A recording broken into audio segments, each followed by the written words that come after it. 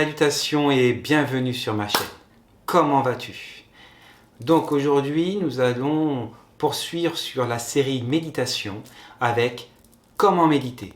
Prêt? C'est parti. On va revenir sur la définition de la méditation. La méditation, qu'est-ce que c'est? La méditation est un état de conscience sans pensée grâce auquel le corps et l'esprit se régénèrent. La méditation, c'est une paix intérieure, c'est un bien-être qui permet de ne pas soumettre ou de moins soumettre ton corps à des notions, à des tensions nocives, à des agressions, comme on l'avait vu, comme le stress, comme l'anxiété.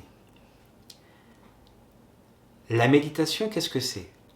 La méditation est une pratique spirituelle qui consiste à porter son attention sur un objet. Ça peut être une flamme d'une bougie, ça peut être une pierre que tu as posée dans ta main, ça peut être un chapelet, un rosaire, un mala.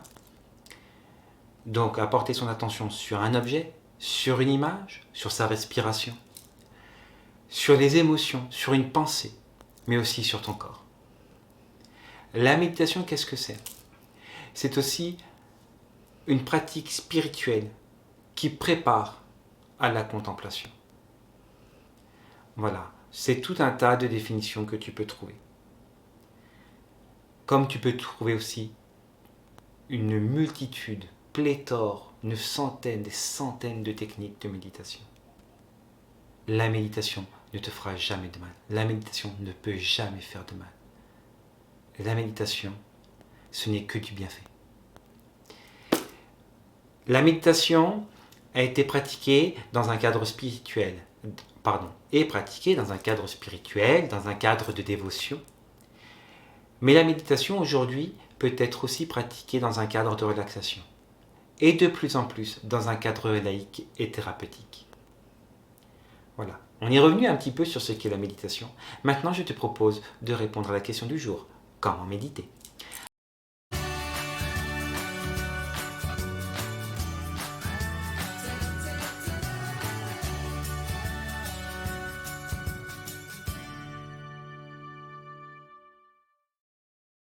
Alors, pour méditer, il te faut avoir certains principes de base. Trouver un lieu en particulier dans lequel tu te sentes bien, un lieu en particulier dans lequel tu ne seras pas dérangé. Alors, pour ne pas être dérangé, soit on est seul, on éteint ses téléphones, hein, tout ce qui est notification, appel, tout ça, on met son téléphone en veille quelques instants. Mais parfois, on ne peut pas avoir ce lieu dédié. Donc, comment on va faire? On peut très bien méditer en marchant, on peut très bien méditer sur sa place de métro. On peut très bien méditer dans sa salle de bain parce que parfois c'est le seul endroit où on peut être tranquille. On peut très bien méditer en forêt. Quoique, en forêt en ce moment, j'ai testé, on n'est pas trop tranquille. Voilà. Une fois que tu as trouvé ton lieu, que tu as désactivé ton téléphone, que tu as ôté toute source de distraction autour de toi, mets-toi dans une tenue agréable, avec des vêtements amples. Vois-tu, là en ce moment, je suis en position du tailleur. Mais mes vêtements me permettent de ne pas avoir de circulation coupée, me permettre de faire tout un tas de choses. D'accord? Je suis bien, je suis décontracté. Je ne vais pas être serré parce que j'ai une chemise qui me presse la poitrine. Je ne vais pas avoir de gêne au niveau des plis de laine parce que je vais avoir la circulation coupée par un jean trop serré. Donc porte des vêtements amples. Après, si tu as besoin d'un objet pour une pratique méditative, trouve-toi ton objet. Ta bougie, ta pierre, ton chapelet, ton rosaire, ton mala. Voilà, trouve-toi ton objet. Et maintenant que tu as trouvé ton lieu dédié, passons au prochain point. La position. Ta position doit être stable. Une camarade a employé des mots que j'aime beaucoup. Elle doit être tonique, mais vigilante. Qu'est-ce que c'est? C'est avoir, tu vois, là, je ne suis pas rabougri. Voilà, je suis bien, je suis droit, mais je suis stable. Qu'est-ce qu'une position stable? C'est une colonne vertébrale bien droite. Premièrement, on va parler énergie, c'est pour favoriser la circulation d'énergie dans ton corps. Deuxièmement, si on ne peut pas parler énergie, on va parler respiration. Mes poumons sont bien ouverts, ne sont pas pliés, je suis bien, mes épaules légèrement tirées en arrière, je suis ouvert à plein poumon, je peux respirer. Maintenant, parlons de la position, de la posture plus exactement. Tu peux méditer assis sur une chaise, tu peux méditer en marchant, tu peux méditer en position du demi-lotus, en position du lotus, en position du tailleur, tout un tas de positions. Actuellement, je suis en position du tailleur. Mais il y a certains points auxquels tu dois faire attention. Ta colonne vertébrale, par exemple, bien droite. Voilà, je ne suis pas aplati par le poids de mon corps. Je suis bien droit. On peut parler, par exemple, au niveau énergétique, de la circulation des énergies. Tu favorises la circulation des énergies dans ton corps en ayant une colonne vertébrale bien droite. Maintenant, on peut parler aussi en termes de respiration. Voilà, je ne plie pas mes poumons. Voilà, je n'amoindris pas ma capacité respiratoire. Je suis bien droit, mes épaules légèrement tirées en arrière, mes bras bien placés. Et je peux remplir mes poumons. Je peux respirer. Mon menton, par exemple, là, je suis en position assise, donc en position du tailleur. Mes épaules légèrement tirées en arrière, ma colonne vertébrale bien droite, mais je vais aussi légèrement descendre le menton. Déjà, ça fait un petit peu, là, ici, décontracter tes cervicales. Et je vais avoir un regard qui va plonger vers 1 mètre, 1,50 m devant moi. Voilà. Ça peut être une bonne position pour méditer. Mais il y en a une multitude. Choisis celle qui te convient. Ta position doit être stable pour t'empêcher justement d'être déconcentré lorsque tu vas rentrer dans ton état méditatif.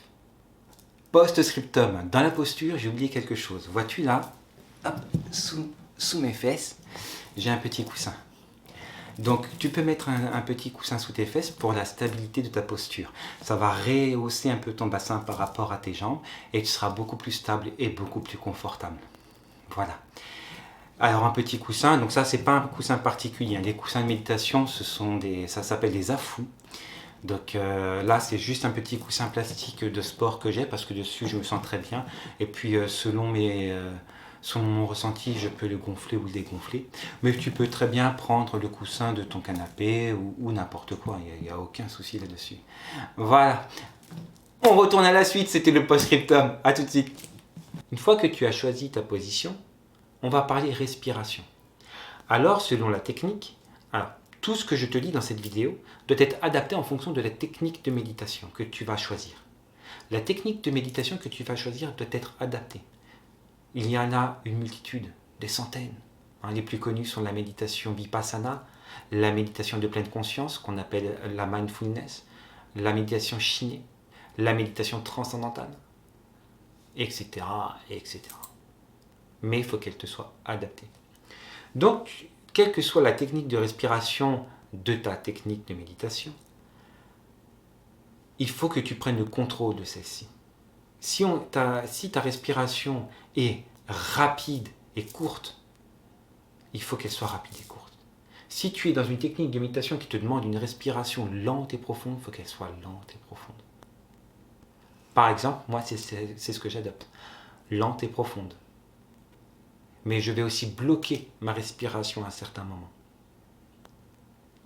Alors que d'autres techniques ne le nécessitent pas.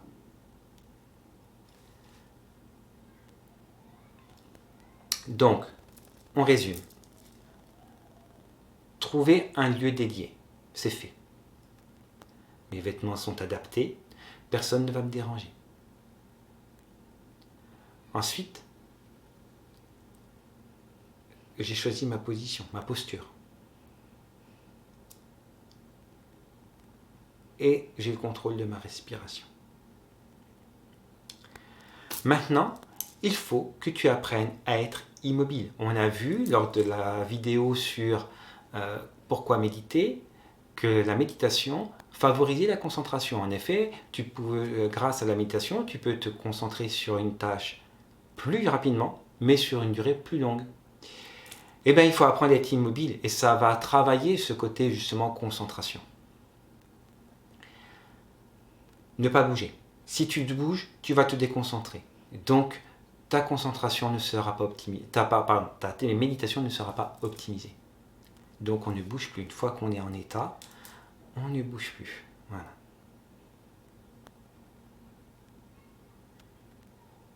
on ne bouge plus. Tu peux avoir les yeux fermés, semi-fermés, ouverts.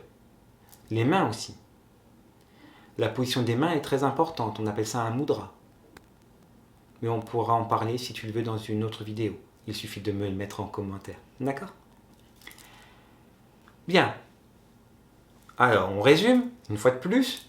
Lieu dédié, posture, respiration, immobilité, et maintenant, être dans un état d'esprit. Quel est cet état d'esprit? C'est être dissocié de toute chose. Voilà. C'est-à-dire que je fais ça en fin de journée, j'ai eu toutes les agressions de la journée, toutes les pensées négatives des collègues, par exemple, toutes ces tensions nocives. Voilà. Il faut que je puisse m'en détacher.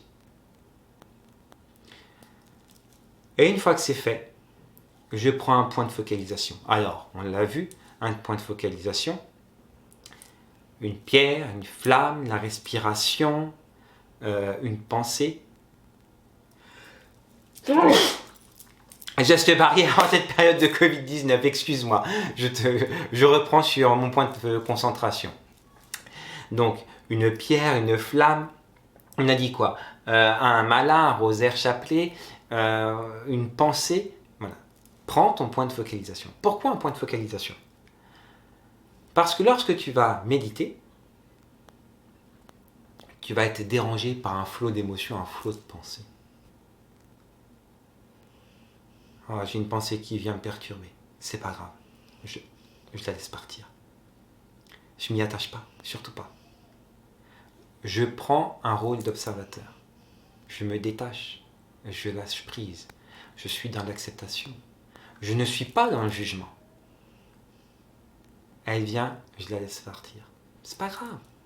L'esprit, il est indiscipliné. L'esprit, ça va, ça vient. C'est un véritable tourbillon là-haut. On ne te demande pas de ne pas penser. C'est pas ça la méditation. C'est pas je ne pense plus. Non. Les pensées, elles arrivent, mais c'est ne pas s'y attacher. C'est être en qualité d'observateur. Je dézoome. Et je recommence. Allez, je laisse partir. Voilà. Je laisse partir. Alors moi, ma technique, j'ai une technique bien particulière, c'est la mienne. Je partage avec toi. Je m'imagine sous une chute d'eau.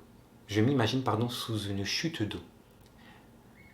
Ma pensée, mon flot de pensée est la chute d'eau. Hein, voilà. Et ça part, ça vient. Ça part, ça vient. Ça part, ça vient. Maintenant, on a ce qu'on appelle une méditation analytique. Ça va être l'inverse. Ma pensée arrive, je l'accompagne,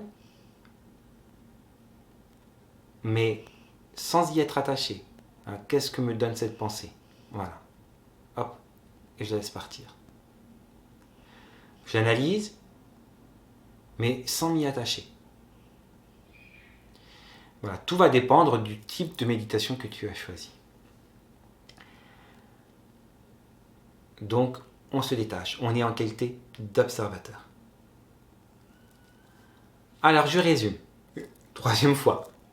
Trouver un lieu dédié, posture, respiration, état d'esprit, prendre un point de focalisation.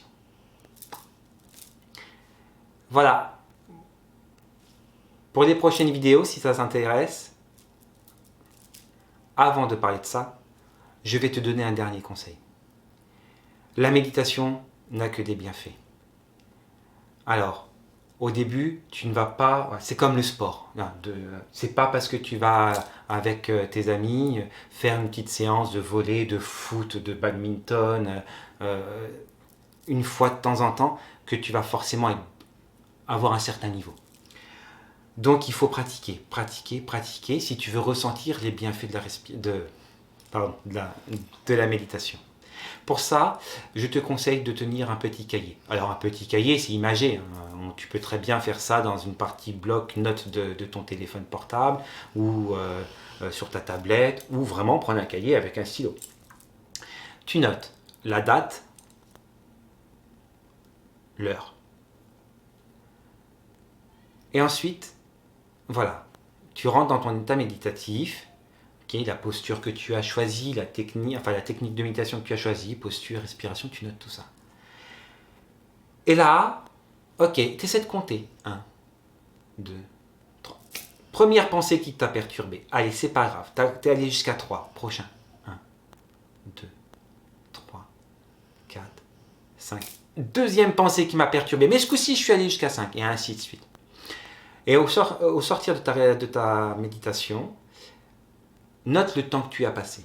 Alors, ça ne sert à rien de te fixer un objectif de 20 minutes. Fixe-toi un objectif de 5 minutes pour commencer. Tu mets un bip sur ton téléphone.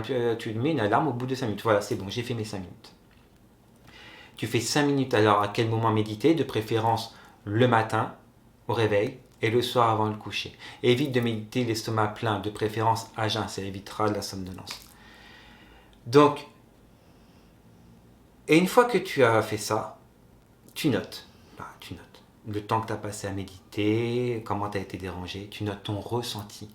Tu as un ressenti pendant cette séance. Note-le.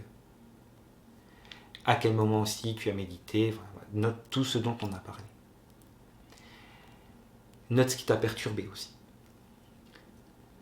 Et 1 semaine, 2 semaines, quand tu le sentiras, prolonge. Passe de 5 minutes à 7 minutes. Ou de 5 à 10. Prolonge. Et tu verras, tu atteindras. Après, tu ne mettras même plus ton chronomètre. Ça fait déjà 20 minutes. Oui. Voilà, tu seras tellement bien dans ta séance de méditation que de toi-même, tu ne voudras plus en sortir. Il faut que ce soit OK pour toi. Dis-toi bien, c'est ton nouveau credo. C'est OK. Je ne suis pas dans le jugement, je suis dans l'acceptation. C'est OK pour moi. Voilà, je te souhaite de bonnes méditations. Si tu veux des méditations guidées, je t'en prie, mets-le en commentaire, je t'en ferai sans aucun problème. Voilà, j'ai été content de partager ce moment avec toi. Alors s'il te plaît, pour me soutenir, je t'invite à me mettre un like, à partager, à t'abonner, à activer la cloche des notifications et aussi à me rejoindre sur Instagram et Facebook. En attendant, prends bien soin de toi, sois heureux, sois YOLO.